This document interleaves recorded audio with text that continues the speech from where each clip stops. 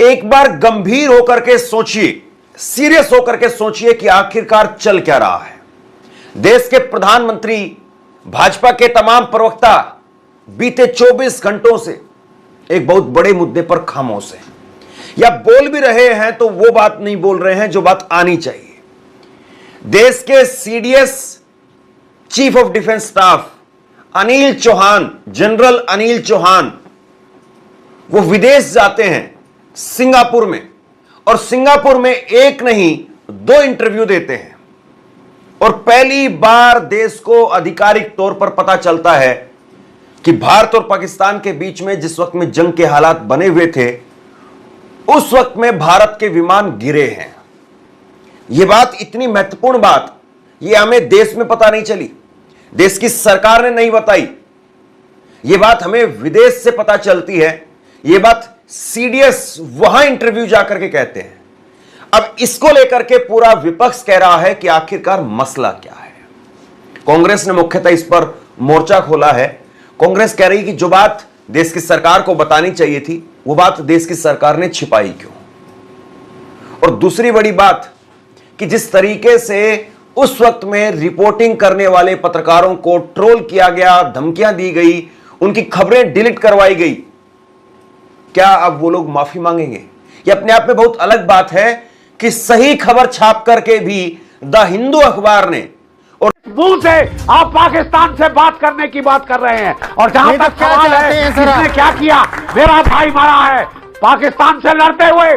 Sir, मैं लड़ा हूं अपनी पूरी, आप मुझे बताएं क्या चाहते हैं। नौकरी करी है, आपके जैसे कबूतर उड़ाने वाले चिल्लाते रहेंगे, कुछ नहीं होगा, हम बदला लेंगे। अरे मिस्टर बख्शी मत कर, आई एम जनरल बख्शी। किताबें और कलम छीन के उनके हाथ में बंदूकें दे दे। आप चाहते हैं कि वार मांगर बड़ा आया, ये कबूतर उड़ाने वाला बड़ा आया, ये शांति का दूत। ये पहला beyond visual range BVR hi tech युद्ध था, जिसमें दोनों देशों के जहाज, दोनों देशों के मिसाइल्स, दोनों देशों के ड्रोन्स बॉर्डर के अपनी साइड रह के एक दूसरे पे वार कर रहे थे। हिला के रख दिया भारतवर्ष ने पाकिस्तान को। ये बड़ी हैरत की बात है साहब, फॉर सम स्ट्रेंज रीजन जो मेरे को समझ के बाहर है, हम अपने स्केल, जो हमारी विक्ट्री है, जो हमारी विजय हुई है, उसका स्केल और पैमाना अभी तक दुनिया से छुपाने की कोशिश कर रहे हैं। ऑफिशियली हमने नहीं बताया कि हमने पाकिस्तान के 14 जहाज मार गिरा। क्या बोले एयर चीफ और नेवल चीफ? मरा दिया मुनीर, मरा दिया तय। एयरफोर्स चीफ ने कहा कि मैं कभी, मेरी एयरफोर्स इतनी जो है अनरेडी नहीं थी। मेरे F-16 आधे, उनकी अपग्रेडेशन हो रही है, खोल के रखे हुए हैं, अपग्रेडेशन कर रहे हैं सॉफ्टवेयर वगैरह का। अमेरिका ने $300-400 मिलियन दिए थे इसके अपग्रेड के। डोनाल्ड ट्रंप ने भी दिए थे आने के बाद, पहले चाचा बाइडन दे चुके थे। भारत की सरकार है। अगर हो भी गया, आप ये देखें ना कि अगर, मुझे नहीं पता हुआ कि नहीं हुआ कि पूरी बात क्या है, मैं कह रहा हूं कि अगर 2-4 जेट्स आ भी गए नीचे, how does it matter? Jets हैं क्या? पैसा तो है ना, इट्स मनी। आप ये समझिए कि वो पैसा है, पैसा फेंक तमाशा देख। हमारे पायलट सेफ होने चाहिए, और लड़ाई होती है कोई बात नहीं। मुझे नहीं पता हुए कि नहीं हुए, लेकिन जो देखिए ना, पाकिस्तान के लिए सदमा हो सकता है जेट्स डाउन, क्योंकि वो फिर उनको भीख मांगनी पड़ेगी। बेकारी लोग हैं। आपको पता है, हर एक पाकिस्तानी जो बच्चा पैदा होता है उसके ऊपर 3 लाख का कर्ज रहता है। Do you know that? Every Pakistani child who is born has a loan of, पैदा होते ही 3 लाख का कर्ज उसके माथे पे चढ़ा हुआ। और दूसरी बड़ी बात कि जिस तरीके से उस वक्त में रिपोर्टिंग करने वाले पत्रकारों को ट्रोल किया गया, धमकियां दी गई, उनकी खबरें डिलीट करवाई गई, क्या अब वो लोग माफी मांगेंगे? ये अपने आप में बहुत अलग बात है कि सही खबर छाप करके भी द हिंदू अखबार ने, और द हिंदू अखबार की डिप्टी एडिटर विजेता सिंह ने माफी मांगी। मैंने कल आपको एक खबर दिखाई थी, जिस खबर में चीफ ऑफ डिफेंस स्टाफ से ब्लूमबर्ग की रिपोर्टर, जिसका नाम है हसलिंदा अमीन, वो सवाल पूछती हैं, और सवाल पूछते वो कहती हैं कि पाकिस्तान से लड़ाई में क्या भारत के लड़ाकू विमान गिरे थे? और दूसरी तरफ से जवाब आता है सीडीएस का कि यह जरूरी नहीं है कि लड़ाकू विमान गिरे, बल्कि जरूरी यह है कि आखिरकार वह क्यों गिरे, उसके बाद में हमने क्या किया। मतलब इस जवाब से यह माना गया और इस जवाब का एक तरीके से अर्थ यह निकल करके भी सामने आता है कि हां, हमारे कुछ विमान गिरे हैं। हालांकि उन्होंने संख्या स्पष्ट नहीं की, लेकिन यह भी अपने आप में बहुत बड़ी बात हो जाती है कि सरकार जिस चीज को डिनाई करती रही, उस चीज को सीडीएस ने ब्लूमबर्ग के इंटरव्यू में कह दिया। हम तो कांग्रेस को बार बार सवाल पूछ रही है, साहब क्या पहलगाम के 4-5 आतंकी पकड़े गए? पुलवामा में आरडीएक्स कौन लाया? क्या आपने सीजफायर में हाफिज सईद, अजहर मसूद, दाऊद इब्राहिम इन सबको वापस लाने की शर्त रखी या नहीं रखी? किन शर्तों पे सीजफायर हुआ? ठोस बात करिए ना। ये नारे और ये भाषण, ये सब तो 11 साल हो गए, सबने सुन लिया और सबको आपकी पोल समझ में आ गई, आपकी असलियत सबको समझ में आ गई। अब आप ठोस सवालों का ठोस जवाब दीजिए। किन शर्तों पर सीजफायर हुआ? किसके दबाव में सीजफायर किया गया? क्या पहलगाम की विधवाओं के सिंदूर के साथ न्याय हुआ या नहीं?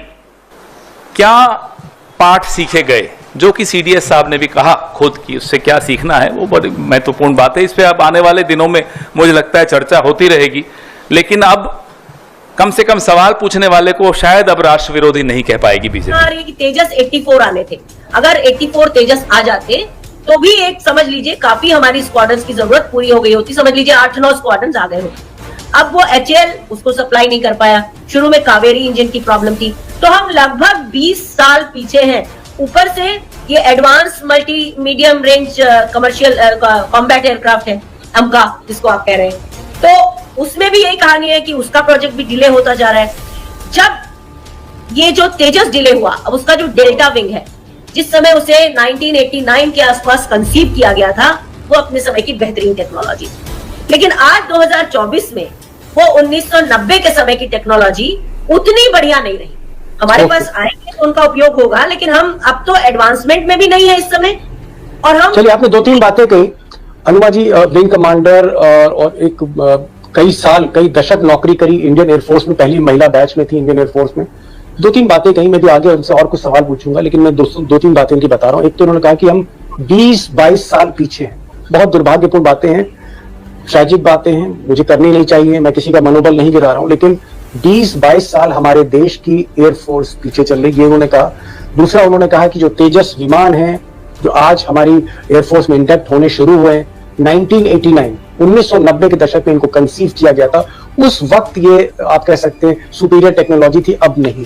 तीसरा, इन्होंने कहा कि राफेल की डील करते करते हमने बहुत डिले किया, कुल मिलाकर हमें 36 जहाज ही हम राफेल खरीद पाए अभी तक हमारे पास हैं, और ये जो हमें डील थी 2001 में कर लेनी चाहिए। नहीं तो एयरक्राफ्ट तो खरीदने पड़ेंगे ना किसी देश से, तो खरीदने तो कितना समय लगता है एयरक्राफ्ट खरीदने में? आप तो लॉजिस्टिक्स में नहीं।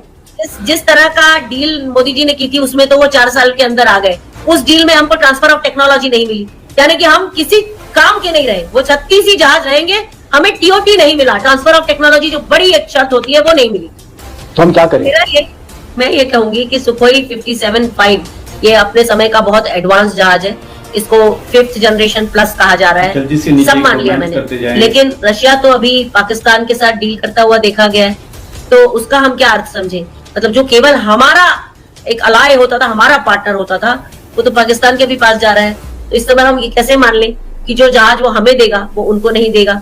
इस समय तो हमारी स्थिति इतनी खराब है विदेश नीति के हिसाब से कि हम कौन हमारा है, पड़ोसी हमारे हैं नहीं है, ये पता नहीं चल रहा है। दीपक, तो फिर क्या चाइना के आगे घुटने टेक दें, उनसे मांगे जहाज, हम ही लोग चले? फिर मोदी जी तो नहीं जाते, क्या करें?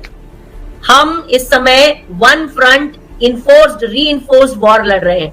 हम लड़ तो पाकिस्तान से रहे, पीछे चीन खड़ा है, तो चीन हमारा कभी हो नहीं सकता। चाहे हम उसको झूले झुलाएं, चाहे कुछ भी करें, वो हमारा नहीं है।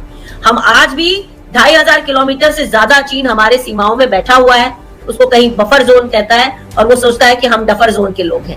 तो दुखद ये है, काफी ये चौंकाने वाला, एक तरीके से हलचल मचाने वाला उनका बयान रहा सीडीएस साहब का, अनिल चौहान साहब का। साल उन्होंने इसको पढ़ा, अगर वो मीडिया पर और थोड़ा पढ़ लिए होते चौहान साहब, तो शायद इस तरीके से बात नहीं करते, जिसमें अगर आप गंभीरता से देखें, मैं देख रहा हूं मेरे जो पूर्व में वक्ता थे उसको डिस्काउंट कर रहे हैं, पर आप देखिए उनको गंभीरता से वो क्या कह रहे हैं। वो कह रहे हैं लॉसेस की बात कर रहे हैं, यानी एक से ज्यादा विमान दे वर, जब उनका उल्लेख कर रहे हैं दूसरे इंटरव्यू में वो डाउन की कहते हैं कि वो गिराए गए, तो दे वर यानी एक से ज्यादा विमान की बात है।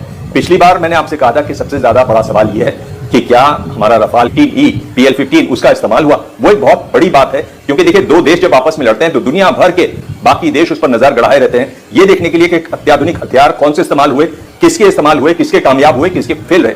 तो ये एक बात है जिस पर नहीं, ये भी आप अहम पॉइंट उठा रहे हैं। एक विमर्श ये भी चला था कि भाई चीन के हथियार फेल हो गए, फुस बम निकले, तुर्की के वो ड्रोन वो तो किसी काम के नहीं निकले। तो कहानी आधी अधूरी आधी हकीकत आधा फसाना भी परोसा जा रहा था ना विमर्श के नाम पर। जहां पर ये जो चीन का जो मिसाइल मैं बता रहा हूं, इस पर दुनिया भर की नजर है संदीप।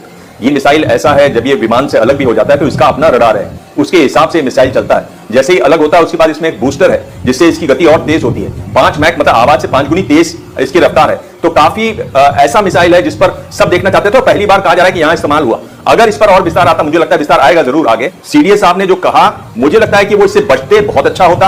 और लोग कह रहे हैं कि नहीं, उन्होंने सिंगापुर में कहा तो कोई बात नहीं। मुझे लगता है यहां भारत में बात कर, दूरदर्शन पर या और किसी चैनल पर बात करते तो कहीं ज्यादा अच्छा होता। ये एक बहुत महत्वपूर्ण सवाल है। नहीं, इस सवाल में राजनीतिक रूप से भी है। सेना हमने पहले कहा था जब हम हमला करेंगे तो तुम्हारी चीखें दुनिया सुनेगी। मजीद इस तरह की रिएक्शन वीडियो देखनी है तो हमारे चैनल को सब्सक्राइब कर लें। वीडियो पसंद आई हो तो वीडियो को लाइक और दोस्तों के साथ शेयर जरूर कर लें।